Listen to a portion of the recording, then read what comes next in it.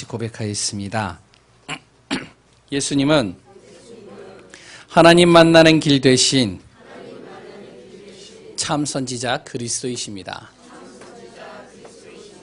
예수님은 죄와 저주에서 해방하신 참 제사장 그리스도이십니다. 예수님은 사단의 세력을 멸하신 만왕의 왕 그리스도이십니다. 예수 그리스도는 우리 마음속에 영원히 함께 하십니다.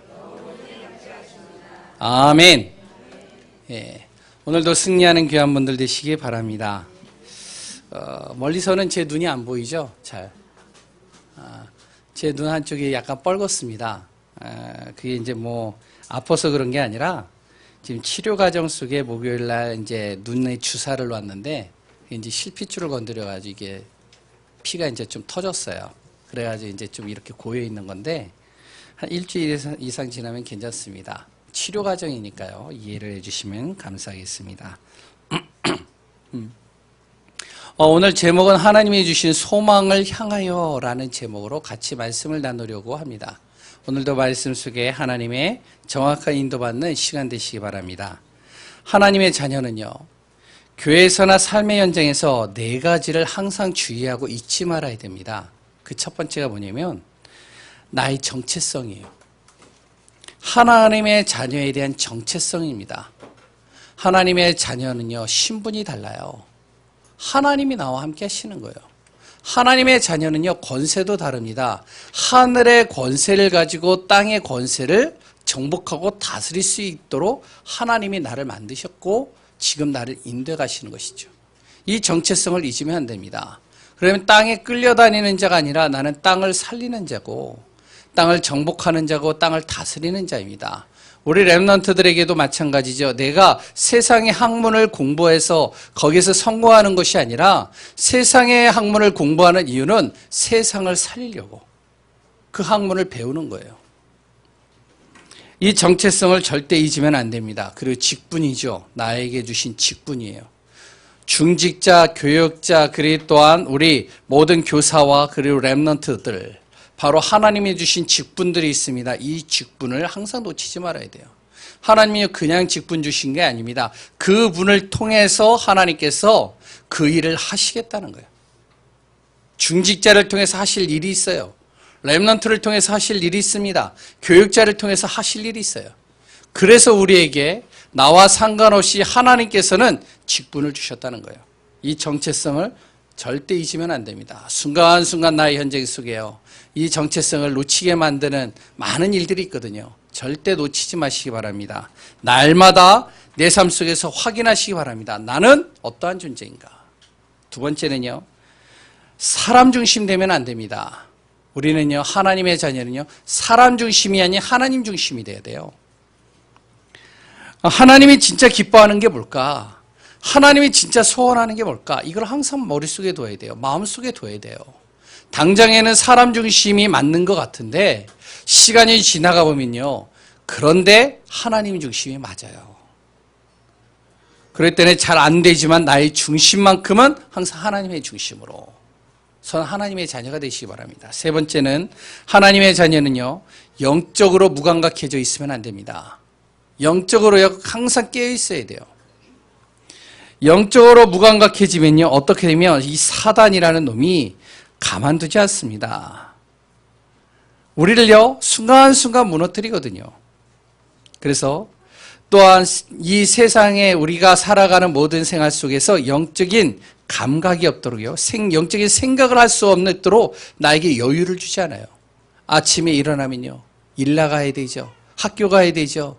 학교 가서 열심히 일을 하고 공부해야 되죠. 공부하고 돌아오면요, 학원 가야 되죠. 또 나머지 일들을 해야 되죠. 우리 주부, 그리고 또 우리 어머니들이나 우리 나이 많으신 분들, 여자분들은요, 또한 가정일 해야 되죠. 그러면 빨래하고 밥하고 여러 가지 일해야 되죠. 그래 또한 핸드폰 봐야죠. 약간의 여유를 가지고 드라마도 봐야 되죠. 또한 TV도 봐야 되죠. 여러 가지 시간들을 다 하니까요, 영적으로 내가 생각할 여유가 없어져요. 그러니까 영적으로 무감각해져 있는 겁니다. 우리가요, 이런 영적으로 여유가 없는 이 시간 속에서도 그래도 가장 좋은 시간을 10분 정도 빼놔야 돼요. 그리고 하나님과 나와 소통하는 시간을 꼭 만들어야 됩니다. 영적으로 항상 내가 깨어 있어야 돼요. 이게 하나님의 자녀입니다. 그러면서 네 번째는요, 우리는 복음의 전도자라는 사실을 잊지 말아야 됩니다. 지금 이 시대는요, 영적인 생각을 하지 못하도록 만드는 시대입니다. 그렇기 때문에 이 시대 속에서 우리는 항상 잊지 말아야 될 것이 무엇이냐면 바로 나를 이 시대에서 복음의 전도자로 하나님이 세우셨다. 전도하지 못해도 나는 항상 기억해야 될 것은 복음의 전도자다. 이 사실을 잊지 말고 꼭 기억해야 됩니다. 하나님의 자녀는. 지금도 사단은요, 호시탐탐 우리를 속이고 있습니다. 우리를 또 속이려고 해요. 우리의 자신과 환경, 문제, 사건을 가지고 계속 하나님 바라보지 못하도록 만들어요. 그리고 복음 전하지 못하도록 만들어요. 왜? 내 문제에 빠져버리니까 복음 전할 거를 생각조차도 못해요. 여유가 없어요. 그러면서 내 자신의 문제 속에 딱 가둬버리죠. 거기서 빠져나오지 못하게 하는 겁니다. 그래서 우리는 항상 네 가지를 기억해야 돼요. 나의 정체성. 그리고 두 번째는요, 나는 항상 하나님의 중심으로 산다. 세 번째는요, 항상 나는 영적으로 깨어있는다. 깨어있는 시간을 갖는다. 그리고 나는 복음 전도자다. 한 명도 복음을 전하지 못해도 나는 복음 전도자다. 이 사실을 꼭 기억하시기 바랍니다. 우리는요, 바울과 같이 하나님이 주신 소망을 향하여 갈 증인들이기 때문에 그래요. 옆 사람을 한번 보시기 바랍니다. 더우시죠? 옆 사람 한번 보세요. 증인 같아 보이시나요? 잘 봐야 됩니다. 영적인 눈으로 봐야 됩니다. 증인 같아 보이시죠? 예. 앞에 있는 저를 보시기 바랍니다. 증인 같아 보이시죠?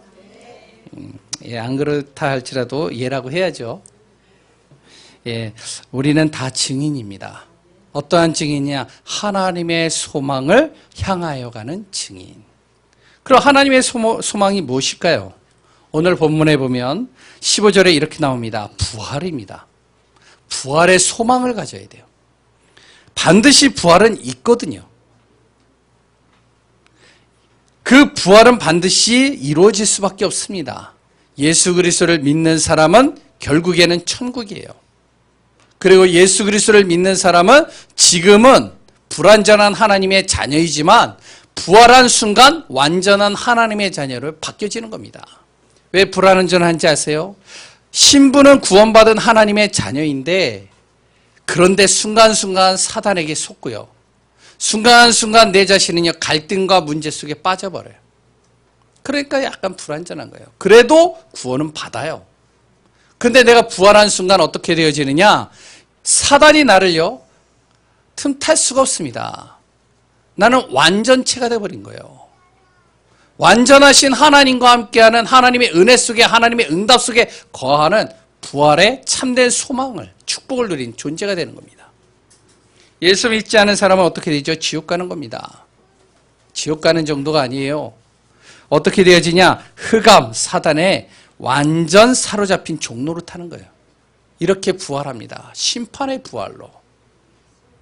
우리는 무엇을요? 하나님의 주신 소망을 가져야 됩니다. 부활의 소망이에요. 두 번째는 뭐죠? 하나님의 말씀을 믿는 믿음은 말씀대로 반드시 성취된다는 거예요. 우리가 말씀을 믿는 이 믿음 있죠? 이거는 반드시 성취되어집니다. 앞으로 걸어갈 나의 현장, 나의 미래는요, 말씀 따라 분명히 하나님께서 성취해 가십니다. 이 믿음을 믿는 소망이 있어야 돼요. 그래서 우리가 이 자리에 앉아 있는 거잖아요. 그래서 우리가 말씀 듣는 거잖아요. 왜? 그 말씀은 하나님이요, 그 말씀은 목회자를 통해서 하나님께서 우리 성도들에게 주시고자 하는 하나님의 놀라우신 성취될 메시지이기 때문에. 그러니까 이 소망이 없으면요, 여기 앉아 있을 이유가 없는 거예요. 이 소망이 없으면 우리가 말씀 들을 이유가 없는 겁니다. 왜? 말씀은 반드시 성취되거든요. 세 번째는 뭐죠? 모든 사람을 구제할 오직 한 가지는 그리스도밖에 없다는 겁니다. 이 소망이 있어야 돼요. 모든 사람을 구제할, 모든 사람을 구원할 그 소망은 오직 그리스도밖에 없다. 그래서 우리는 그리스도 붙잡는다. 오늘 그래서 여기에 보면요, 17절에 그렇게 나오죠. 내가 어떻게 해요? 내 민족을 구제할 것과 재물을 가지고 와서 예루살렘에 온 거예요. 첫 번째 거는요, 구제할 것, 바로 그리스도입니다. 두 번째 거는 뭐냐? 그 당시에 바로 야고보라는 사람이 20장에 보면요, 21장하고 20장에 보면 너가 예루살렘에 분명히 일이 일어날 터인데 너가 그들에게 뭔가 변명할 거리를 주지 마라. 그렇기 때문에 너가 재물을 가지고 가라. 이래서 가지고 간 거예요. 가장 중요한 것은 바울은 무엇을요? 모든 백성을 구제할 오직 한 가지는 그리스도밖에 없다. 이거 가지고 온 거예요. 이 소망을 가지고 온 겁니다. 왜? 그리스도는요, 모든 저주와 재앙, 죽음의 문제를 완전하게 해결하신 참 제사장이에요. 참 선지자예요. 만왕의 왕이십니다. 그렇기 때문에 우리가 그리스도를 딱 붙잡고 있으면 되는 거예요. 그리스도는요, 모든 사람의 문제를 해결하시는 마스터 열쇠입니다. 마스터 키예요. 목욕탕에 가보시거나 헬스장에 가보신 분들은 아시겠죠? 열쇠를 잃어버렸으며, 열쇠를 잊어버렸어요. 잃어버렸어요. 그럼 어떡하죠? 그러면 관리인에게 얘기를 하죠. 그럼 그 관리인이요, 키 하나 가지고 엽니다. 그 키가 무슨 키인지 아시죠? 마스터 키예요. 거기에 있는 모든 사물함은 다 열려지는 키예요. 이걸 마스터 키라고 그러죠. 모든 게 다 열려요. 우리 인생의 모든 다양한 문제들이 있는 것 같은데 그리스도는요, 거기에 대한 마스터 키입니다. 문제는 다양하고 복잡한데 답은요, 그 해결책은요, 그리스도예요. 그리스도는 뭐죠? 바로 날마다 우리를 속이는 흑암 사단의 권세를 이기고 하나님의 나라로 인도하는 유일한 이름이기 때문에 그렇습니다. 그래서 우리는 그리스도 이 하나를 딱 붙잡고 가는 거예요. 이게 바로 하나님이 우리에게 주신 소망입니다.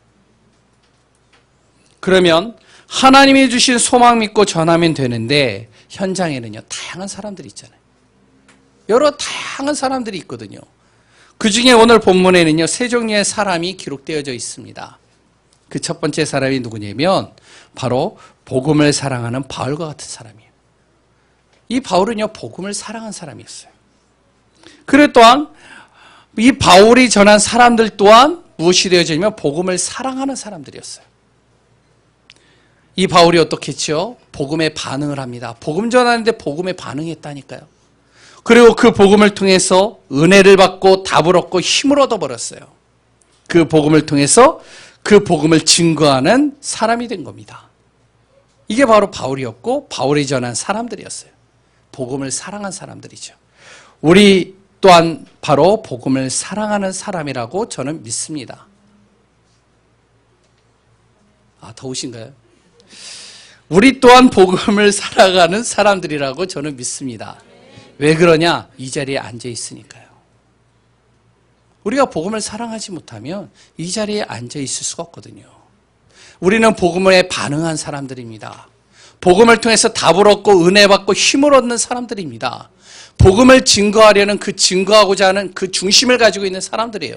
그러니까 우리는 복음을 사랑하는 사람들이죠. 바울과 똑같이 복음 사랑하는 예강교회 성도들입니다. 이 사실을 절대 잊지 마시기 바랍니다. 우리는 바울과 같이 지금 당장에는 크고 작은 열매가 없다 할지라도 앞으로 우리에게 무슨 일이 일어날지 몰라요. 바울보다 더 큰 일이 일어날 수도 있다니까요. 왜? 복음 사랑하는 사람들이기 때문에. 하나님은 복음 사랑하는 사람을 통해서 하나님의 일을 이루어 가시는 겁니다. 지금 당장이라도 하실 수 있는 겁니다. 두 번째는요, 종교 생활하는 대제사장과 장로 같은 사람들이 있어요. 오늘 본문에 보면 이런 사람이 나옵니다. 종교 생활해요. 대제사장, 장로들이요, 하나님의 말씀을 받고 하나님 앞에 택함 받은 백성인데도 불구하고 이들은 무엇을 하냐면 종교 생활합니다. 어떻게 종교 생활하는지 아세요? 율법을 강조해요. 다시 얘기를 하면 바로 복음 없는 행함을 강조하는 겁니다. 행함을 가지고 보는 거예요. 상대방을 행함을 가지고 판단을 합니다. 정죄합니다. 그리고 그를 행함을 가지고 잣대를 가지고 보는 거예요. 이게 바로 제사장과 장로들이었어요. 그러니까 율법을 가지고 그 사람의 행위를 따지죠. 두 번째, 이 종교 생활하는 사람들은요, 행함만 가지고선 가는 게 아니라 굉장히 신비주의를 따라갑니다. 무슨 말이면 능력 있는 사람 앞에서는, 능력 있는 거 앞에서는요, 말을 안 해요. 그 능력 앞에서는요, 꼬리를 내립니다. 그리고 그 능력 있는 사람을 따라가요. 세상에 능력 있는 사람을 따라간다니까요. 그 세상에 능력 있는 사람에게 말을 못해요. 바로 대제사장이 그랬단 말이에요. 하나님의 언약을 가지고 말씀을 가지고 있었는데 어떻게 되어졌냐? 이 당시에 벨릭스라는 총독이 있었죠. 벨릭스 총독은 어떠한 사람이 악한 총독이었어요. 이따가도 이제 세 번째로 보겠지만 벨릭스 총독은요, 유대인들을 핍박한 총독 중에요, 굉장히 한 인물로서 꼽히는 사람입니다. 근데 이 벨릭스 총독 보고 뭐라고 그랬죠? 오늘 본문의 쭉 내용을 읽어보면은 그 벨릭스 총독에게 이렇게 얘기를 합니다. 바로 그를 칭송해요. 굉장히 선정을 베풀었다라고 얘기를 합니다. 아부란 아부는 다 이렇게 떨어요.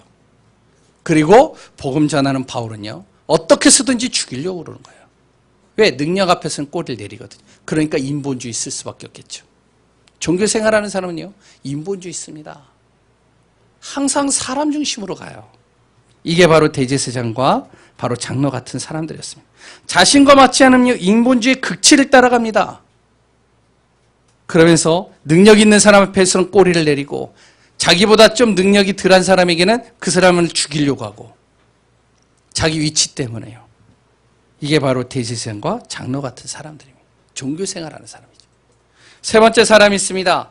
불신자의 인생을 걸어가는 벨릭스 총독 같은 사람이 있어요.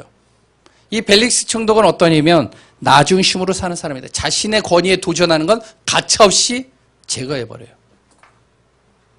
그리고 자기에게 도전하면요, 가만두지 않습니다. 유대인들이 조금 도전했다 가만두지 않아요. 나 중심이거든요, 항상. 그리고 또한 물질 중심입니다. 항상 물질에 약해 있어요. 벨릭스 총독이 그랬다니까요. 아니, 바울이라는 한 죄인을 딱 데리고 왔는데 그 바울이라는 죄인을 잘 보니까요, 로마의 시민권자예요. 근데 그냥 로마의 시민권자가 아니란 말이죠. 나면서부터 로마의 시민권을 가지고 있는 자. 그럼 벨릭스 총독에게 머리에는요, 돌아가겠죠, 계산이. 아, 이 사람은 나면서부터 로마 시민권자다. 이 사람이 태어나면서부터 거기에서 태어난 게 아닌데도 나면서부터 로마의 시민권자라면 분명히 이 사람은 부자다. 이 사람은 어느 정도의 그 배경에는 권세가 있는 자다. 그러니까요, 어떡하냐면 이 바울을요, 자기가 보호하면서 뭔가 자기의 그 바울을 통해서 뭔가를 얻어내려고 하는 것이죠.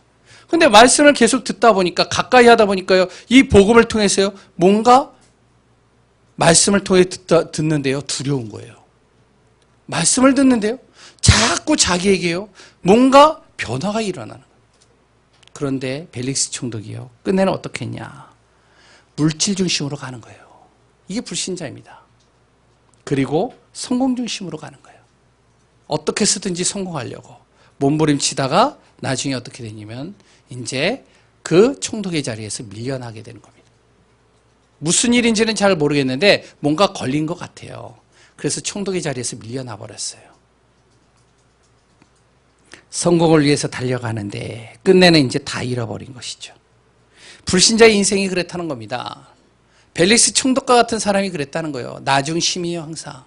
물질 중심이에요. 물질 앞에서는 모든 것을 다 내려놓을 수도 있는 겁니다. 그리고 또한 성공 중심으로 갑니다. 결국에 어떻게 하죠? 다 무너지는 거예요.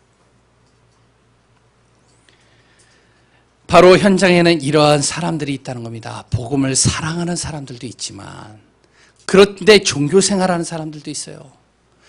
벨릭스 총독과 같이 불신자들도 있습니다. 복음을 안 받으려고 하는 사람들도 있어요.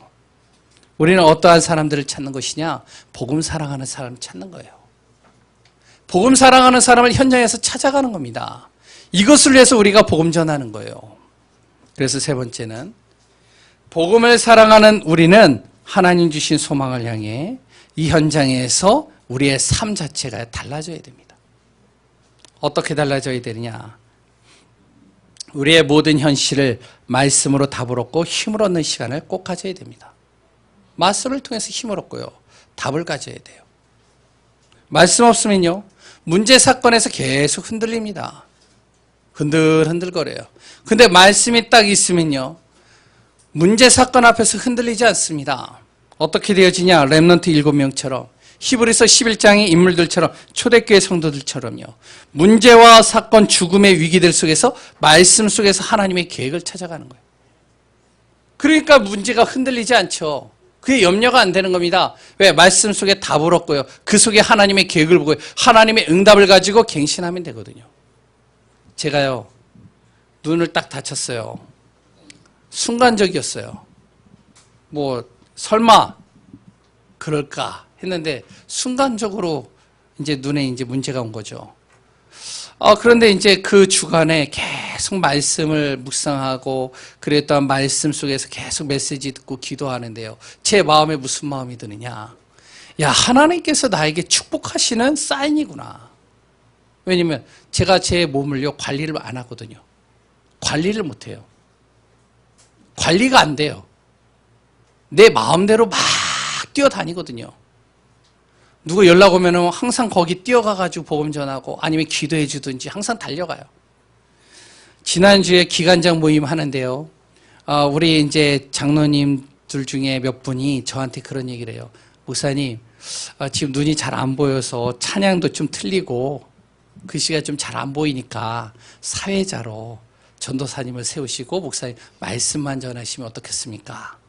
예, 알겠습니다. 근데 오늘 또 제가 사회 다야잖아요. 다음 주부터 이제 좀 전도사님을 좀 이렇게 세우려고 합니다. 왜냐면 갑자기 세우면 좀 그럴 것 같아서. 하나님께서는요, 저에게 이 문제를 딱 주시는 순간, 하나님이 나를 관리하게 하시는구나. 사인이구나. 그러니까 혈압약을 먹고 혈압도 어느 정도 이제 정상이 되니까요. 아이들한테 짜증내고 신경질을 내는 것도 덜 하더라고요. 혈압이 높으니까요. 막 짜증이 나요. 막 신경질이 난다니까요. 근데 혈압이 뚝 떨어지니까요. 짜증이 별로 안 나요. 그냥 화를 낼 것도 불러다가 조곤조곤 얘기하고 보내고 그리고 기도하고 그것뿐이겠습니까? 눈도 이렇게 치료를 받는데 그런데 이제 그 의사가 그러더라고요. 이거는 단기간에 치유가 되는 게 아닙니다. 평생입니다. 평생 관리하세요. 그러니까 좋아질 수 있습니다. 그러나 또 나빠질 수도 있습니다. 평생 관리해야 됩니다. 그러니까 관리해야 돼요, 저는. 하나님이 그렇게 몰아가셨어요. 얼마나 감사해요. 왜? 앞으로 평생을 복음 전해야 되는데. 틀렸나요? 예. 제가 왜 이 얘기를 하죠? 말씀의 언약을 딱 붙잡고 있으면요. 나에게 문제가 와요. 위기가 와요. 어려움이 와요. 힘든 일들이 와요. 당장에는 그게 힘든 일이고 문제이고 어려움이고 위기처럼 보이는데 말씀의 언약을 딱 가진 요셉, 말씀의 언약을 딱 가진 모세, 다윗은 어땠죠? 노예로 팔려가도 감옥에 있어도 그래 또한 저 미디안 광야에서 살인자로서 도망자의 인생을 걸어가며 다시는 애굽으로 갈 수 없는 나이 많은 80세의 그 모세에게도 그래 또한 다윗 어렸을 때 정말로 아무도 관심 없었던 자기에게 왕이 살아있는데 사무엘이 자기에게 뭐를 했냐면 기름을 부으면서 너는 장차 왕이 될 것이다. 그러면 이 사울 왕이요 그 소리를 듣고 어떻게 했을까요? 그래 넌 장차 왕이 될 거니까 이제 나 다음에 넌 왕이 될 거야. 그러면 이렇게 받들어줬을까요? 아니요. 죽이려고 했거든요. 자기 자리를 넘보니까요. 그런 위기와 죽음의 순간순간 속에서도 이들은 무엇을 잡았냐면 말씀의 언약 딱 잡았습니다. 이들이 대단해서 하나님이 쓰신 게 아니에요. 말씀의 언약을 잡은 거예요. 우리가요 하나님의 주신 소망을 향해서 갈 때 어떤 삶을 살아야 되냐? 말씀의 약속 붙잡고 가는 겁니다. 두 번째는요, 복음으로 충분하고 기도로 만족함을 얻는 시간을 가져야 돼요. 바로 날마다 우리에게 10분의 집중의 시간을 꼭 가지시기 바랍니다. 아침에 일어나는 시간을 조금만 조정하면 돼요. 아무리 피곤해도요. 조금만 10분 전에 일어나면 돼요. 조정하면요. 그 시간에 말씀을 듣고 기도로 묵상하는 시간을 갖는다. 당장에는 응답이 없는 것 같은데, 당장에는 뭔가 변화가 없는 것 같은데, 시간이 지나갈수록 내 안에 변화가 일어나요. 어떤 변화가 일어나죠? 복음이면 되는구나. 기도하면 되는구나. 그러면 정말로 기도 속에서 하나님께서는 모든 것을 이루시는구나. 이것은요, 아는 것과 행하는 것은 다른 겁니다. 우리는 다 알고 있어요. 복음이면 된다는 걸요. 기도하면 된다는 걸요. 근데 그걸 행하지는 않아요. 왜? 너무 세상에 바쁘다 보니까. 영적인 여유의 시간이 없어요. 그렇기 때문에요. 좀 아침에 일찍 좀 일어나서 우리가 10분만이라도 하나님과 묵상하고 말씀으로 나를 항상 세워가는 시간들을 꼭 가지시기 바랍니다. 왜? 복음은 충분합니다. 기도하면 됩니다. 세 번째는 뭐죠? 복음의 증인으로 서는 시간을 가져야 됩니다. 우리는 하나님의 주된 관심은요, 복음의 증인입니다. 복음을 가지고 증인으로 서지 않은 이스라엘, 복음의 증인으로 선 초대교회, 완전히 다른 길을 걷게 된 겁니다. 우리는 어떻죠? 복음의 증인으로 서는 시간을 꼭 가지시기 바랍니다. 결론입니다. 제가 좀 빠르죠? 왜? 더워서. 길게 하면 안 돼요. 이럴 때 빨리빨리 끝내야 돼요. 그러나 핵심은 다 얘기를 합니다. 그래서 우리는요, 날마다 하나님이 주신 소망을 향해서 나를 갱신하는 시간을 가져야 됩니다. 하나님의 자녀에게 문제와 사건이 주어진다면 빨리 갱신하라는 하나님의 사인이에요. 저도 그렇고요. 어떻게 해요? 하나님과 함께 하신 하나님은 지금도 우리와 동일하게 함께 하신다는 사실 꼭 기억하시면서 갱신하시기 바랍니다. 그리스도 안에 있는 나는 절대 소중한 사람이다. 꼭 기억하시기 바랍니다. 난 그리스도 안에 있다. 그렇기 때문에 난 소중한 자이다. 우리 렘넌트들도 꼭 기억해야 돼요. 나는 절대 소중한 자이다. 왜? 그리스도 안에 있기 때문에. 복음 가진 우리 교회는 이 지역에서 복음의 유일한 교회이다. 그럴 때는 우리 교회가 빨리 갱신하는 겁니다. 왜? 복음의 유일한 교회니까, 이 지역에서요. 그럼 우리 교회는요, 이 지역을 대표할 만한 교회가 돼야 돼요. 맞나요? 틀리나요? 예, 하나님의 주인 된 교회입니다. 우리 교회는요. 그럼 다른 교회는 아닙니까? 예, 다른 교회도 맞겠죠. 그러나 저는 확신합니다. 복음을 정확하게 전달하는 교회. 하나님께서 그 교회로 우리 교회를 세웠다라고 저는 확신해요. 착각일 수도 있겠죠. 그러나 그 착각을 저는 믿습니다. 그리고 복음 가진 사람이 있는 현장에는 하나님의 큰 계획이 있다는 사실입니다. 빨리 갱신하시기 바랍니다. 분명히 하나님의 큰 계획이 있어요. 나의 현장에. 이걸 찾아내는 거예요. 그럼 나를 빨리 갱신시켜야 돼요. 하나님은 나와 우리 교회 통해서 복음 전하기를 또 원하십니다. 나를 갱신해야 됩니다. 바꾸지 않으면 안 돼요. 고여있으면 썩어버립니다. 고여있으면 그거밖에 못 봅니다. 우물 안에 있는 개구리는 우물 안에 있는 것밖에 안 보여요. 우물 밖으로 나가는 자체가 이들에겐 두려움입니다. 나가면은 어마어마한 많은 것들이 주어지는데, 근데 나가는 자체가 두려우니까 어떡하냐? 저기 나가면 짐승이 있고, 거기 가면 위협이 도사리고 있고, 여러 가지 어려움들이 있어. 형편과 처지를 가지고 그걸 딱 가둬버리죠. 빨리 갱신해야 돼요. 나의 고집 생각보다 더 완벽한 분이 누구냐? 하나님이시라는 거예요. 내 안에 계신 하나님이에요. 그분이 더 완벽하신 거예요. 그분은 오늘도 강단을 통해서 우리에게 말씀을 주십니다. 빨리 나를 갱신하고 하나님의 인도받으라고. 오늘도 인도받으며 하나님의 정확한 축복의 비밀 속에서 승리하는 귀한 분들 되시기 바랍니다. 하나님이 주신 소망을 향하여 오늘도 하나님 우리 귀한 예강교회 성도님들에게 날마다 정확한 복음의 비밀을 누리고 승리하는 자 되게 하여 주옵소서. 나를 갱신하며 나의 그릇을 넓혀가며 하나님의 뜻을 이뤄가는 축복된 자 되게 하여 주옵소서. 복음을 사랑하는 바울과 같은 인생의 비밀을 누리는 귀한 분들 되게 하여 주옵소서. 살아계신 예수 그리스도 이름으로 기도합니다.